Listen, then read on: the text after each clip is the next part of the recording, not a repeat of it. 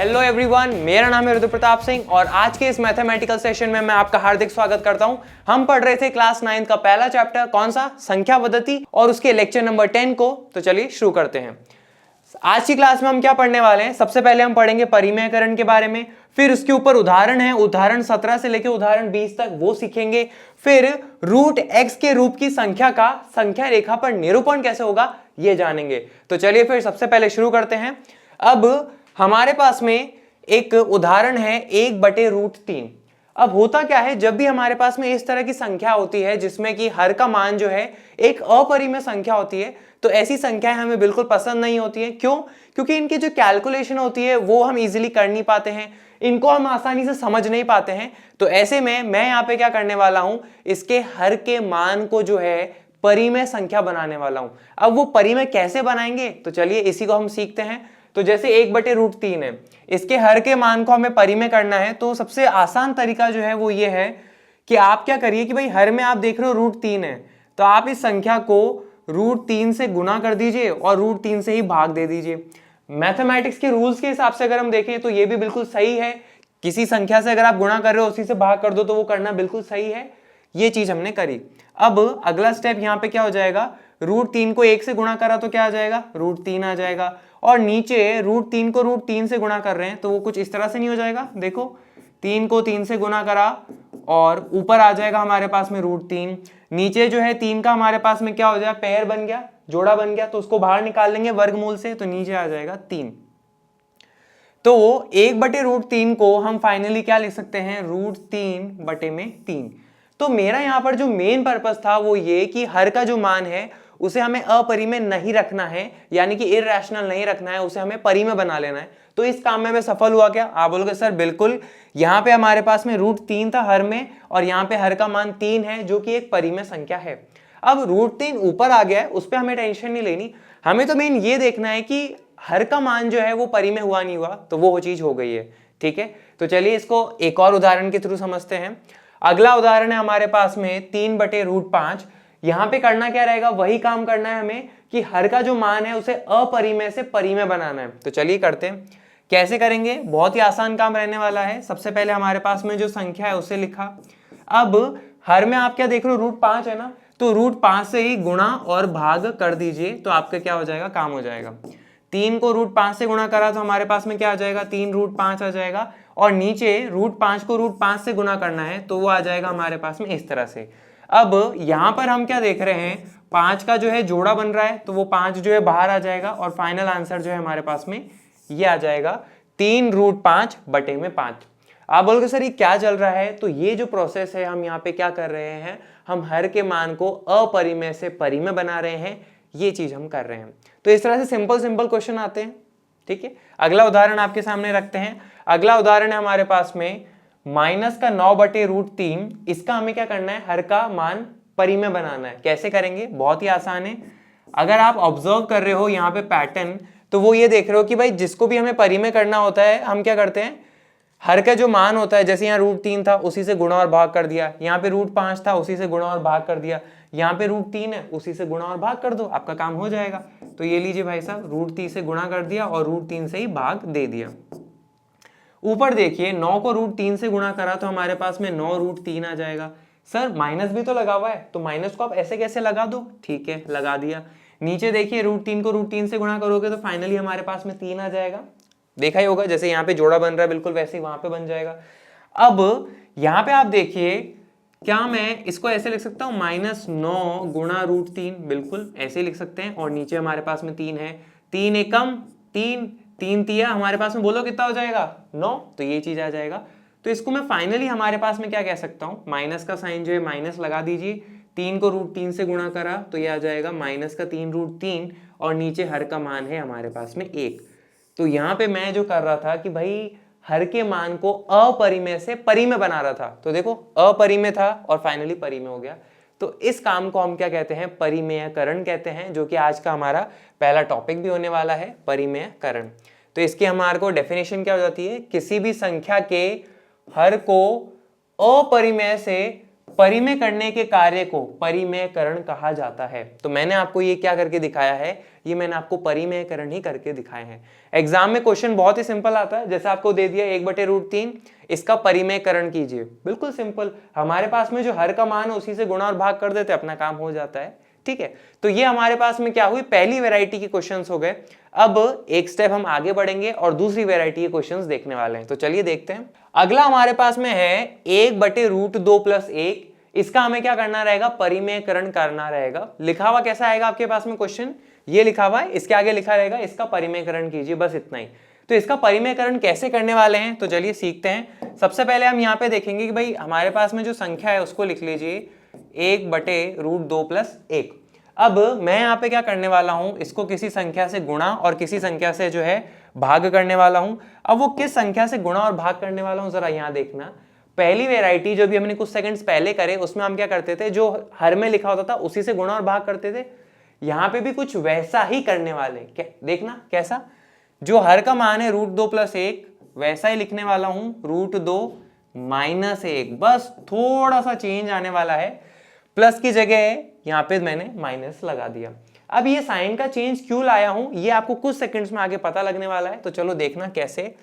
ये चीज मैंने आपके सामने लिखी है, ठीक है। अब यहाँ पे अगर आप गौर फरमाओ तो आपको एक चीज दिख रही होगी, ये आपको ऐसा नहीं लग रहा, अगर हर में देखता हूं मैं दोनों के ही, तो यहाँ पर है √2 + 1 और यहाँ पर है √2 - 1। ये कुछ ऐसा नहीं लग रहा कि अगर मैं a का मान √2 ले लेता हूँ, प्लस की जगह प्लस, और b का मान ले लेता हूँ 1, तो a + b, और यहाँ पे a का मान है √2, माइनस की जगह माइनस, और b का मान है 1, तो a - b। इस तरह की हमने पिछली क्लास में सर्व समीका भी पढ़ी है। a + b को जब हम गुणा करते हैं a - b से, तो बोलो क्या आ जाता है, a² - b² आ जाता है। तो ऐसा ही कुछ इस्तेमाल मैं यहाँ पे करने वाला हूँ। एक को हम √2 - 1 से गुणा करेंगे, तो चलो कर देते हैं, तो ये आ जाएगा हमारे पास में। और नीचे हमारे पास में क्या हो चुका है, √2 + 1, और उसको गुणा कर रहे हैं किससे, √2 - 1 से। अब 1 से गुणा करेंगे तो ज़्यादा कुछ बदलना है नहीं, √2 - 1 ही आएगा। नीचे जो है ज़रूर चेंज आ जाएगा, नीचे देखो a + b गुणा a - b, तो वो किसके बराबर होता है, a के मान के स्क्वायर माइनस b के मान का स्क्वायर। ये चीज हमारे पास में रहती है। तो यहाँ पे a का मान क्या है हमारे पास में, √2, तो a का मान और उसकी घात 2 माइनस b का मान और उसकी घात 2। देखो इस तरह से मैंने लिख दिया। ये वाला रूप हमारे पास में है, यहाँ पे a + b गुणा a - b, उसको मैं इस रूप के बराबर लिख सकता हूँ, तो वो यहाँ पे लिख रहा हूँ। अब a का मान हमने क्या देखा था, a का मान हम ले रहे थे √2, तो ये चीज मैंने लिख दी, माइनस की जगह माइनस, और b का मान हम क्या ले रहे थे 1, तो ये चीज मैंने यहाँ पे लिख दी। ये हमारे पास में रहता है। अगले स्टेप में आते हैं। ऊपर जो है हमारे पास में √2 - 1 है, तो वो तो ऐसा का ऐसा रह जाएगा। और नीचे देखो √2 की घात 2, यानी कि √2 को 2 बार गुणा करेंगे, तो वो हो जाएगा हमारे पास में √2 को गुणा करा √2 से, हो गया, ठीक है भाई। माइनस की जगह हमारे पास में क्या आ जाएगा, माइनस 1 की घात 2, बोलो कितनी हो जाएगी, 1 ही होगी। सिंपल सा ये तो हमारे पास में, ठीक है। अगला स्टेप देखो क्या हो जाएगा, ऊपर √2 - 1 है, वो तो ऐसा का ऐसा, √2 को √2 से गुणा करा तो वो हमारे पास में क्या आ जाएगा, सिंपल 2 बचेगा, और यहाँ पे हमारे पास में माइनस और 1 आगे है ही। अगले स्टेप में क्या हो जाएगा, √2 - 1, और 2 में से 1 गया तो हमारे पास में क्या बचा, 1। तो ये मेरे पास में क्या हो जाएगा, इसका फाइनल आंसर हो जाएगा। यानी कि मैंने 1/√2 + 1 का क्या करा है, परिमेयकरण करा है। देखो हो गया क्या परिमेयकरण, यहाँ पे हमारे पास में हर के मान में अपरिमेय संख्या थी, अब है क्या, अपरिमेय बना दिया, तो इसी कार्य को हम परिमेयकरण कहते हैं। अब यहाँ पे मैंने जो है प्लस का दिया हुआ था, लेकिन यहाँ पे मल्टीप्लाई जो है मैंने माइनस वालों से करा, क्यों, ताकि मैं इस सर्व समीका को अप्लाई कर सकूं और परिमेयकरण को हटा सकूं। ये जानबूझ के अपनी प्लानिंग रहती है, इन क्वेश्चंस को सॉल्व करने का तरीका रहता है। तो ये सेम पैटर्न रहता है सब जगह। आप बोलोगे सर अगर किसी क्वेश्चन में यहाँ माइनस दे दिया होता तो हम क्या प्लस वाले से करते, बिल्कुल वही करते। आपको तो ले दे के है ना ये सर्व समीका फिट कर लेनी है, ठीक है। बाकी अपन और आगे सीखते हैं। अगला उदाहरण अपने पास में है, देखिए कौन सा है। अगला उदाहरण है हमारे पास में 1/√3 - 1, इसका परिमेयकरण करना है। तो कैसे करोगे सर, सिंपल है। सबसे पहले हम क्या करते हैं, हमारे पास में जो संख्या दी हुई है वो लिखा, अब इसको मैं गुणा करने वाला हूं, किससे करूंगा, तो आपने बोला सर यहाँ पे जो हर का मान होता है बस वही लिख देते हैं, बस थोड़ा सा चेंज कर देंगे, यहाँ पे माइनस है तो वहां पर प्लस आ जाएगा, बाकी कुछ चेंज नहीं होता, बाकी सब सेम रहता है। और हम साइन चेंज करके क्यों लिखते हैं, क्योंकि हमारा मेन मकसद क्या है, ये वाली सर्व समीका अप्लाई करना है, ये वाली सर्व समीका हम लगा सकें, तो उसके लिए हमें क्या चाहिए, a प्लस बी गुणा a माइनस बी। तो देखो a प्लस बी गुणा a माइनस बी, ये अप्लाई कर सकते हैं क्या? तो चलो मैं आपको यहाँ पे दिखा देता हूँ, फिर अपन अप्लाई कर देते हैं। यहाँ पे मैं इसको लिखूंगा a माइनस बी और ये हमारे पास में क्या हो जाएगा, a प्लस बी। इस तरह से मैंने आपको करके दिखाया, ये अप्लाई हो जाएगा तो हम ये वाले रूप में लिख सकते हैं। तो चलिए फिर करते हैं आगे सॉल्व अपना। अगला स्टेप मैं लिखूंगा, एक को √3 1 प्लस 1 से गुणा करेंगे, तो 1 से गुणा करते तो वही आता है, कुछ अलग नहीं आता। तो सिंपल जो है मैं ऊपर √3 प्लस 1 ही लिख दूंगा। नीचे आप देखिए मैं लिखूंगा √3 माइनस 1 गुणा √3 प्लस 1। लग रही है क्या यहाँ पे ये वाली सर्व समीका a प्लस बी गुणा a माइनस बी? बिल्कुल लग रही है, और ये हमारे इसके बराबर हो जाएगा। तो यहाँ पे मैं लिखूंगा √3 प्लस 1 और नीचे आ जाएगा हमारे पास में क्या, a का मान की घात 2 माइनस b के मान की घात 2, ये चीज होती है। अब a का मान क्या है हमारे पास में, √3, तो यहाँ पे मैंने लिख दिया √3, और b का मान क्या है हमारे पास में 1, तो वो मैंने लिख दिया। अगले स्टेप में आ जाएगा √3 प्लस 1, √3 की घात 2 हो जाएगा हमारे पास में 3, माइनस की जगह माइनस, 1 की घात 2 कितना हो जाएगा, 1 हो जाएगा। अगले स्टेप में क्या आ जाएगा, √3 प्लस 1 और नीचे 3 में से 1 गए तो बोलो कितना बचा, 2। तो ये जो है हमारे पास में फाइनल आंसर आ जाता है इसका। तो हमने यहाँ पे परिमेयकरण कर दिया है, और वो किसके बराबर है, √3 प्लस 1 बटे में 2। परिमेयकरण हुआ ही नहीं हुआ कैसे चेक करें, आप तो ये देखो कि भाई शुरू में हर के मान में अपरिमेय संख्या दिख रही थी, अब हर के मान में सिर्फ और सिर्फ परिमेय संख्या दिख रही है, तो हमने अपरिमेय से परिमेय बना दिया क्या हर के मान को, तो इसी को हम क्या बोलेंगे, परिमेयकरण कहेंगे। तो मुझे उम्मीद है आपको ये समझ में आया होगा। तो ये हमने सेकेंड वेराइटी के क्वेश्चंस यहाँ पे देखे हैं। तो चलिए फिर आगे बढ़ते हैं। आगे है हमारे पास में हमारी एनसीईआरटी किताब का उदाहरण 17, और उदाहरण 17 क्या है, देखो क्या लिखा है, 1/√2 के हर का परिमेयकरण कीजिए। तो बहुत ही आसान है, अभी अभी हमने करा। कैसे करोगे, सबसे पहले हमें जो दी हुई है उसको लिख लीजिए, ठीक है। अब यहाँ पे ये फर्स्ट वेराइटी का है सेकंड वेराइटी का है, आप बोलोगे सर फर्स्ट वेराइटी का है, तो जो हर का मान है उसी से क्या करेंगे, गुणा कर देंगे, और उसी से हम क्या करेंगे, भाग दे देंगे। तो चलो करते हैं। 1 को √2 से गुणा करा तो हमारे पास में √2 ही आ जाएगा, और यहाँ पे हम √2 को √2 से गुणा करेंगे तो इस तरह से आएगा। 2 का जोड़ा बन रहा है क्या, बिल्कुल। तो हमारे पास में यहाँ पे जो 2 है वो वर्गमूल के बाहर आ जाएगा, तो ये लिख देंगे। तो ये हमारे पास में फाइनल आंसर हो जाता है, ठीक है। जो फाइनल आंसर होता है उसको अच्छे से बॉक्स कर दो, ताकि अलग से दूर से दिख जाए कि ये हमारे पास में फाइनल आंसर है। यहाँ पे देखिए हर का मान अपरिमेय था, और वो अब यहाँ पे क्या हो चुका है, परिमेय हो चुका है। तो यही हमारे पास में क्या हो चुका है, परिमेयकरण हो चुका है, ठीक है। सिंपल उदाहरण है। तो चलिए फिर अगले वाले पे आते हैं।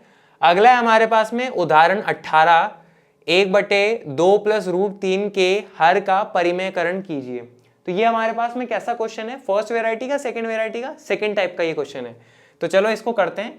सबसे पहले हम क्या करेंगे, हमारे पास जो संख्या दी हुई है वो लिख दी गई है, ठीक है भाई। अब हम क्या करने वाले हैं, इसको किसी संख्या से गुणा और उसी संख्या से भाग करेंगे। अब कौन सी संख्या से करेंगे, तो यहाँ पे देखिए मैंने लिखा है 2 प्लस √3, तो यहाँ पे हम गुणा करेंगे 2 माइनस √3 और उसी से भाग लगा देंगे। बस इतना सा अंतर रहता है, यहाँ पे प्लस है तो वहां पे माइनस वाली संख्या हमारे पास में हो जाती है। ऐसा मैंने क्यों करा है, ताकि मैं वो तीसरी सर्व समीका जो होती है a प्लस बी गुणा a माइनस बी बराबर a² माइनस b², उसको अप्लाई कर सकूं। तो चलिए फिर करते हैं। तो यहाँ पे अगले स्टेप में मेरे पास में आ जाएगा, 1 को 2 माइनस √3 से गुणा करा तो वही आएगा 2 माइनस √3, और नीचे जो है हमारे पास में दिख रहा है कि आपको ये a प्लस बी गुणा a माइनस बी के रूप का, जहां पर कि a का मान 2 है और b का मान √3 है। आप बोलोगे सर बिल्कुल दिख रहा है। तो हम भी क्या करते हैं, अपनी आंसर कॉपी के अंदर ये लिख के दिखा देते हैं कि हम ये वाली सर्व समीका इस्तेमाल करने वाले हैं, ठीक है। ये तो मैंने सिर्फ आपको समझाने के लिए लिखा है, ये व्हाइट वाला, ठीक है। हाँ, लेकिन ये राइट साइड में जो होता है ये जरूर लिखेंगे। आप यहाँ बता देंगे कि भाई हम a प्लस बी गुणा a माइनस बी, जो कि बराबर है हमारे पास में a² माइनस b², ये बताएंगे अपनी कॉपी में, ताकि हम ये सर्व समीका इस्तेमाल कर रहे हैं। तो चलिए फिर करते हैं। नीचे हो गया हमारे पास में क्या, 2 प्लस √3, 2 माइनस √3, जो कि बराबर है 2 माइनस √3, और नीचे a प्लस बी गुणा a माइनस बी बराबर होगा क्या, a के मान की घात 2 माइनस b के मान की घात 2, ठीक है। तो a के मान की घात 2 माइनस b के मान की घात 2। अब यहाँ पे आप देखिए a का मान हमारे पास में क्या है 2, तो ये मैंने 2 लिख लिया, माइनस की जगह माइनस, यहाँ पे मैं b का मान रखूंगा, b का मान हमारे पास में क्या है √3, तो वो मैंने रख दिया √3।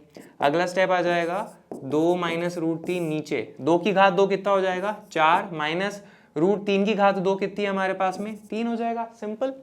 अगला स्टेप आ जाएगा, ऊपर लिखेंगे 2 माइनस √3 और 4 में से 3 गए तो बोलो कितना बचा, आप बोलोगे सर 1, तो ये हमारे पास में आ जाएगा। तो मेन जो हमारा काम था वो ये कि हर का मान जो है अपरिमेय से क्या हो जाना चाहिए, परिमेय हो गया है क्या, आप बोलो सर बिल्कुल। यहाँ पे था 2 प्लस √3 जो कि एक अपरिमेय संख्या है और यहाँ पे हमने हर का मान लिया है 1 जो कि एक परिमेय संख्या है, तो यही तो करना चाह रहे थे। तो मुझे उम्मीद है आपको ये समझ में आया होगा। मेन हम क्या कर रहे हैं, ये वाली जो सर्व समीका है हाल फिलहाल तो इसका इस्तेमाल कर रहे हैं, और आप अपनी कॉपी में भी जहां पर लिखते हैं वहां पे ऐसे ब्रैकेट बना के लिखिएगा कि आप ये वाली सर्व समीका का इस्तेमाल कर रहे हैं। चलिए फिर अगले उदाहरण पे आते हैं। अगला उदाहरण है हमारे पास में उदाहरण 19, वो कहता है 5/√3 माइनस √5 के हर का परिमेयकरण कीजिए। बिल्कुल वैसा ही करना रहेगा, तो चलिए करते हैं। सबसे पहले हम यहाँ पे लिखेंगे उत्तर 5/√3 माइनस √5, किससे गुणा करें जल्दी से बताओ। आप बोलोगे सर हर में जो मान होता है उसी से कर दो, बस साइन बदल देना बीच का, चलो कर देता हूं। तो मैं यहाँ पे गुणा करूंगा √3 और उसी से भाग कर दूंगा। यहाँ पे मैं साइन जो है थोड़ा अलग कलर से करके दिखा देता हूँ, प्लस, और यहाँ पे भी आ जाएगा प्लस, यहाँ माइनस है तो वहाँ प्लस आ जाता है, बस ये चीज रहती है। तो चलिए अगले स्टेप में आते हैं। अब 5 को इस पूरे से गुणा करेंगे तो आ जाएगा 5 गुणा √3 प्लस √5, और नीचे हमारे पास में क्या है ये √3 माइनस √5 गुणा √3 प्लस √5। आपको दिख रहा है क्या यहाँ पे a प्लस बी गुणा a माइनस बी वाला, तो यहाँ पे हम राइट साइड में बता देंगे कि हम ये वाली आइडेंटिटी यूज करने वाले हैं, ये वाली सर्व समीका आइडेंटिटी, सर्व समीका यूज करने वाले हैं। कौन सी, ये वाली, कि भाई a प्लस बी को जब हम गुणा करते हैं a माइनस बी से तो वो बराबर होता है a का मान की घात 2 माइनस b के मान की घात 2, ये हमने बता दी राइट साइड में, तो ये चीज हम इस्तेमाल करेंगे। ऊपर हम 5 को ऐसे कैसे रहने देते हैं √3 प्लस √5। चलिए अब नीचे लिखते हैं, तो नीचे हमारे पास में क्या हो जाएगा कि भाई a के मान की घात 2 माइनस b के मान की घात 2। अब आप पहचान ही गए होंगे कि a माइनस बी गुणा a प्लस बी, तो a का मान क्या ले सकता हूँ √3, b का मान क्या ले सकता हूँ √5, ये हमारे पास में हो जाता है। तो चलिए फिर इसके आगे बढ़ते हैं। आगे वाला स्टेप हो जाएगा हमारे पास में 5 गुणा √3 प्लस √5, और नीचे √3 की घात 2 तो वो हमारे पास में 3 आ जाएगा, माइनस की जगह क्या आ जाएगा माइनस आ जाएगा, और √5 की घात 2 तो वो हमारे पास में क्या आ जाएगा 5 आ जाएगा। ठीक है भाई, 5 को 5 लिखा, √3 प्लस √5 ऐसा कैसा लिखा, 3 में से 5 गए तो कितने बचेंगे -2 बचेगा, तो ठीक है हम क्या करते हैं यहाँ पे -2 लिख लेते हैं। अब ये माइनस नीचे है तो ऊपर ले जाओ, माइनस का 5/2 और ऊपर हमारे पास में है √3 प्लस √5, तो ये हमारे पास में जो है इसका फाइनल आंसर आ जाता है। मेन जो था वो ये कि हर का मान जो है अपरिमेय से परिमेय हो चुका है, इसी को हम परिमेयकरण कहते हैं। यहां पर हमने तीसरी सर्व समीका की मदद ली और उससे इस क्वेश्चन को सॉल्व कराया। तो चलिए मुझे उम्मीद है आपको ये समझ में आया होगा। ठीक है, तो सिंपल टॉपिक है, ज्यादा डिफिकल्ट नहीं रहता है, समय के साथ आप प्रैक्टिस कर करके बस आप इसको लिख लिख के प्रैक्टिस करिएगा ताकि आप अच्छे से समझ सकें। चलिए फिर आगे बढ़ते हैं। आगे हमारे पास में उदाहरण 20 हो जाता है हमारी एनसीईआरटी का। क्या है, 1/7 प्लस 3 √2 के हर का परिमेयकरण कीजिए। तो चलिए करते हैं। सबसे पहले हमारे पास में जो संख्या दी हुई है वो लिखेंगे 1/7 प्लस 3 √2, ये हो जाता है। अब इसका यहाँ पे हम परिमेयकरण कैसे करेंगे, वही करना रहेगा हमारे पास में कि जो हर लिखा है उसी से गुणा करना है, बस साइन चेंज कर देना है। ठीक है, तो वो क्या हो जाएगा, जैसे यहाँ पे 7 प्लस 3 √2 है तो यहाँ पे आ जाएगा 7 माइनस 3 √2, और यहाँ आ जाएगा 7 माइनस 3 √2। माइनस का साइन मैं आपको अलग पेन से करके दिखा देता हूँ। देखो 7 प्लस 3 √2 और यहाँ पे गुणा करा 7 माइनस 3 √2 से, ये चीज हमारे पास में रहती है। ठीक है, चलिए फिर आगे करते हैं। 1 को इससे गुणा करा तो वही आ जाएगा हमारे पास में 7 माइनस 3 √2। नीचे आपको सर्व समीका दिख रही है क्या, a प्लस बी गुणा a माइनस बी, बिल्कुल। तो यहाँ पे हम साइड में लिख के ही बता देंगे कि भाई a प्लस बी गुणा a माइनस बी जो कि बराबर है a के मान की घात 2 माइनस b के मान की घात 2। ये चीज हो जाती है। चलिए फिर करते हैं। ये हो जाएगा हमारे पास में 7 plus 3 root 2 into 7 minus 3 root 2। ये सिर्फ एक बार दिखाने के लिए मैंने आपको दिखा दिया। a प्लस बी गुणा a माइनस बी, तो a की मान की घात 2 माइनस b के मान की घात 2। a का मान कितना है 7 हो जाएगा और b का मान कितना है हमारे पास में 3 रूट 2 हो जाएगा। ये हमारे पास में रहता है। अगला स्टेप जो है वो यहाँ पर आ जाते हैं हम। अगले स्टेप में ऊपर तो क्या आ जाएगा 7 माइनस 3 रूट 2 ऐसा का ऐसा, और 7 की घात 2 कितना हो जाएगा हमारे पास में 49 हो जाएगा। माइनस की जगह माइनस लगाइए। अब देखिए अगला है 3 रूट 2 की घात 2, इसका कैसे करेंगे हम, ठीक है। तो यहाँ पे आप सिंपल सा देखिए, जैसे अगर मैं आपको करके दिखाऊं रफ में, 3 रूट 2 को 3 रूट 2 से गुणा करना है। 3 को 3 से गुणा करा तो आ जाएगा 9, ठीक है। और रूट 2 को रूट 2 से गुणा करा तो इस तरह से आ जाएगा, और 2 का हमारे पास में जोड़ा बन गया, 2 जो है वर्गमूल के बाहर आ जाएगा, ऐसे लिखा। 9 दूनी हमारे पास में कितना हो जाएगा 18। इसका मतलब ये कि 3 रूट 2 का जो घात 2 है वो हमारे पास में 18 के बराबर है, तो ये मैंने यहाँ पे 18 लिख दिया। आगे हम लिखेंगे 7 माइनस 3 रूट 2, इसमें से 18 घटा लीजिए तो यहाँ पे देखो हो जाएगा 9 में से 8 गया तो 1 बचा, 4 में से 1 गया तो हमारे पास में 3 बचा। तो ये हमारे पास में इसका फाइनल आंसर हो जाता है। हो गया क्या परिमेयकरण? आप बोलोगे सर बिल्कुल, यहाँ पे पहले हर के मान में अपरिमेय संख्या थी, अब 31 है जो कि परिमेय है। तो यही कंसेप्ट हमारे को इस्तेमाल करना रहता है। ऐसे ही सिंपल सिंपल क्वेश्चन आपके एग्जाम में भी रहते हैं और आपके एनसीईआरटी के उदाहरण में भी है। और आगे जो है हम अगली क्लास में इसकी प्रश्नावली पढ़ने वाले हैं, उसके अंदर भी ऐसे आपको उदाहरण देखने को मिलेंगे। तो मुझे उम्मीद है आपको यहाँ पे समझ में आया होगा। तो करना क्या रहता है, जब हमारे पास में एक सिंपल संख्या दी हुई होती है हर के मान में, तो ऐसे में गुणा और भाग कर देते हैं उसी संख्या से। और जब प्लस और माइनस के साइन के साथ में होती है तो ऐसे में हम क्या करते हैं, अगर हर के मान में प्लस है तो गुणा और भाग वाले में माइनस आ जाएगा, और अगर हर के मान में माइनस है तो गुणा और भाग वाली संख्या में प्लस आ जाएगा। बस इतना सा काम रहता है और हम इस सर्व समीका का इस्तेमाल करते हैं। तो इसको लिख के भी दिखा देते हैं, ये चीज अपने पास में रहती है। तो चलिए फिर आगे बढ़ते हैं। आगे अगला जो टॉपिक हमको पढ़ना रहेगा वो है हमारे पास में रूट x के रूप की संख्या का संख्या रेखा पर निरूपण। देखिए हमने अभी तक अलग अलग तरह की संख्याओं का निरूपण देखा। सबसे पहले हमने क्या देखा, प्राकृत संख्याओं का देखा, पूर्ण संख्याओं का देखा, पूर्णांक का देखा, फिर हमने रूट 2, रूट 3, रूट 5 उस तरह की संख्याओं का देखा था। और उसके बाद में हमने जो है दशमलव प्रसार की जो संख्याएं होती है उनका देखा था, जैसे कि 2.665 हो जाता है, 3.475 हो जाता है, उनका संख्या रेखाओं पर निरूपण देखा था। अब किस तरह की संख्याएं आने वाली है तो चलिए दिखाता हूं आपको। जैसे अगर आपको दिया हुआ हो रूट 3.5, इस तरह की संख्या का संख्या रेखा पर निरूपण करना है, तो यहां पर हम ये सीखने वाले हैं। इससे पहले हमने ऐसे कभी नहीं सीखा। या फिर हमारे पास में और उदाहरण दूं, अगर आपके पास में लिखा हो वर्गमूल 4.8, ऐसी संख्या हो जाती है। या कुछ और उदाहरण दूं जैसे कि 9.3 वर्गमूल के अंदर, तो ऐसी संख्याओं का जो निरूपण होने वाला है वो हम यहां पर पढ़ने वाले हैं। तो चलिए शुरू करते हैं। एक उदाहरण के साथ हम समझेंगे, और उदाहरण जो है मैं सबसे पहले ले लेता हूं हमारी एनसीईआरटी किताब का ही, वो है वर्गमूल 3.5। इसका निरूपण हमें करना रहेगा। तो कैसे करेंगे, सबसे पहले आप क्या करिए, एक संख्या रेखा बना लीजिए, फिर अपन आगे की बात करते हैं, ठीक है। तो यहां पे मैं क्या करता हूं आपके सामने, ये लीजिए एक संख्या रेखा बना ली। इस पर अब आप क्या करिए, एक बिंदु लगाइए ए, ठीक है, बस इतना ही करना है, ए लगा लिया। अब अगले स्टेप में आप क्या करिए, आपने ये देखा कि भाई हमें किसका निरूपण करना है, वर्गमूल 3.5 का। तो अब ए से 3.5 सेंटीमीटर की दूरी पर बिंदु बी लगाइए, ठीक है। 3.5 ही क्यों, क्योंकि क्वेश्चन ने हमें जो दिया हुआ है वो 3.5 दिया हुआ है, उस हिसाब से। तो ए के बाद में हम यहाँ पे बी लगा लेते हैं, और बी की जो दूरी है वो कितना हो जाएगा, 3.5 सेंटीमीटर की दूरी पे हम लगा लेते हैं, ठीक है। ये चीज हो गया। अब अगला स्टेप में आप क्या करिए, बी से एक बिंदु सी हम पाएंगे, कितनी दूरी पे, 1 सेंटीमीटर की दूरी पे। तो बी से हमारे पास में ये सी आ जाएगा, और ये कितना दूर है, बी से 1 सेंटीमीटर की दूरी पे, ठीक है। यहां तक हो गया। अब अगला आप क्या करिए, AC का हमें मध्य बिंदु ज्ञात करना है। अब मध्य बिंदु हम कैसे ज्ञात करेंगे, उसका एक तरीका तो ये हो जाता है, आप AC की लंबाई ले लीजिए। तो देखो AC की लंबाई कितनी है हमारे पास में, 3.5, और ये 1 सेंटीमीटर यहाँ पर जो था वो 3.5, और 1 जो है हमारे पास में कितना हो जाएगा, 4.5, और उसका आधा कर लीजिए और स्केल पे आप नाप के देख लीजिए। तो उसका जो मध्य बिंदु है हमारे पास में वो क्या आ जाएगा ये, और इसका मध्य बिंदु का जो नाम है वो हम क्या कर देते हैं O। ये चीज हमने करी।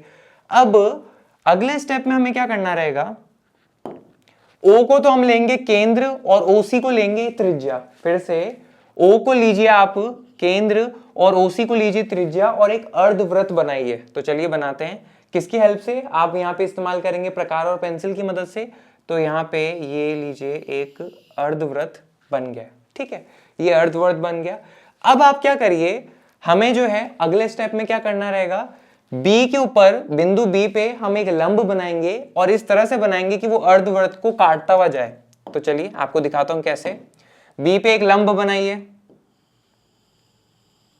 और वो कुछ इस तरह से होना चाहिए कि वो अर्धवृत्त को काट रहा है, और किस बिंदु पे काट रहा है उसका हम नाम दे देते हैं D, ठीक है। तो अब ऐसे में हमारे पास में ये जो BD जो दूरी है ये हमारे पास में क्या आ जाएगी, ये आ जाएगी वर्गमूल 3.5।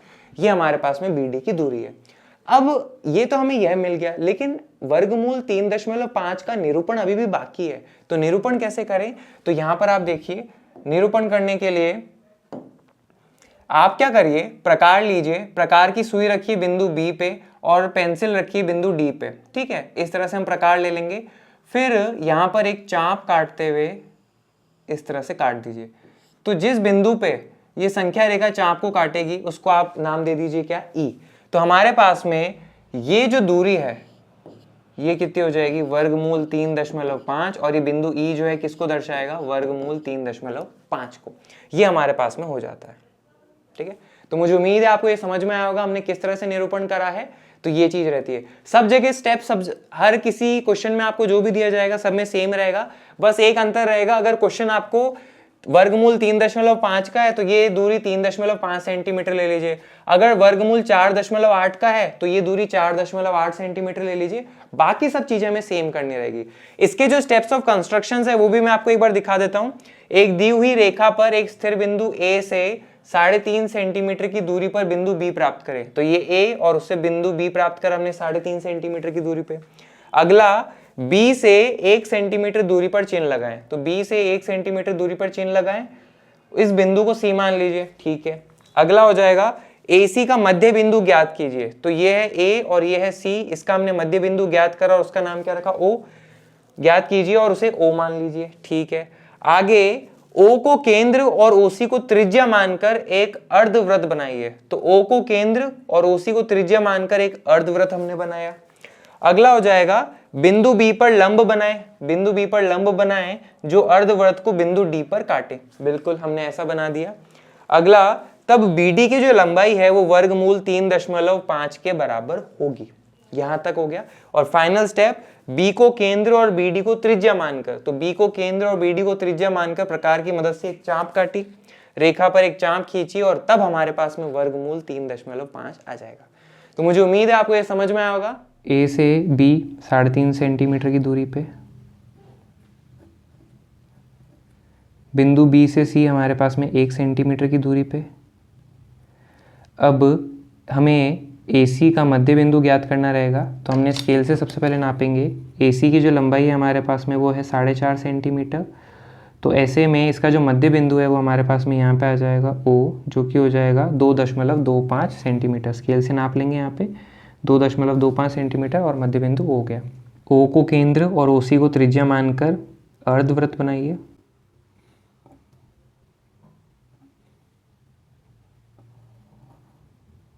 बिंदु B पर हमें 90 डिग्री के कोण पर एक लंब बनाना है। तो 90 डिग्री का कोण बनाएंगे।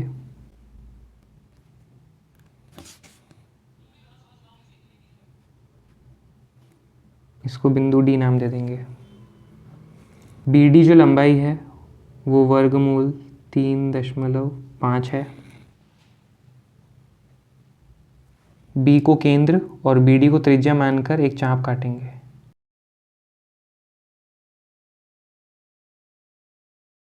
ये बिंदु E हो जाएगा और B से E जो है ये वर्गमूल 3.5 को दर्शाता है। तो आज की क्लास में हम इतना ही पढ़ने वाले हैं। आपके किसी भी तरह के डाउट्स होते हैं, फीडबैक और कमेंट्स और सजेशंस होते हैं, कमेंट बॉक्स में डाल दीजिएगा। Thank you very much.